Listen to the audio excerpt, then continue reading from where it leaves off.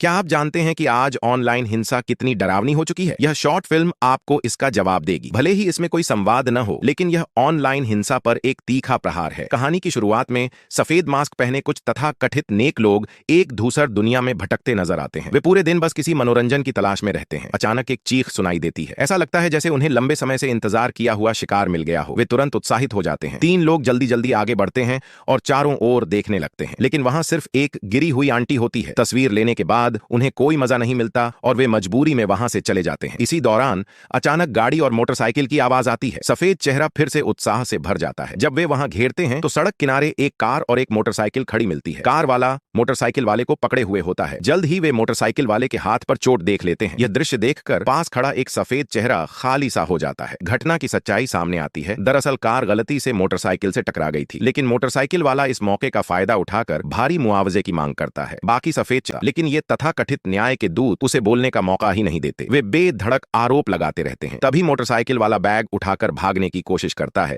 लेकिन उसे पकड़ लिया जाता है। यह दृश्य मशहूर हो जाता है। वे उसे जमीन पर गिरा देते हैं और उसकी गाड़ी को बेरहमी से तोड़ना शुरू कर देते हैं। वे बिना सोचे समझे सब कुछ कर डालते हैं। एक मामूली घटना न्याय के उन्माद में बदल जाती है, लेकिन यह यहीं खत्म नहीं होता। कहानी फैलती जाती है, अफवाहें लगातार बढ़ती जाती हैं। जो लोग सच्चाई नहीं जानते, राह चलते लोग भी इसमें शामिल हो जाते हैं। स्थिति और बिगड़ जाती है। पास के लोग भी बिना वजह जुड़ जाते हैं और लाल चेहरे बन जाते हैं। यहाँ तक कि मासूम बच्चे भी जनमत के माहौल से प्रभावित हो जाते हैं। भीड़ के पीछे लाल चेहरों का एक समूह अपने मोबाइल से सब कुछ इंटरनेट पर फैलाता रहता है। जैसे जैसे मामला बढ़ता है, मोटरसाइकिल वाला पूरी तरह टूट जाता है। वह जितना भी संघर्ष करे, अफवाहों के जाल से बाहर नहीं निकल पाता। तभी वही पहली आंटी भीड़ में आती है। वे मोटरसाइकिल वाले से बैग लेती हैं और सच्चाई सबके सामने रखती है। असल में मोटरसाइकिल वाला चोर था। उसने उनका बैग चुराया था। कार वाले ने यह सब देख लिया था और चोर को पकड़ने के लिए आगे बढ़ा। यही वजह थी उस शुरुआती दृश्य की। सच सामने आते ही पुलिस मोटरसाइकिल वाले को निर्दोष साबित करती है और उसके साहस की तारीफ करती है। यह देखकर लाल चेहरे फिर से सफेद हो जाते हैं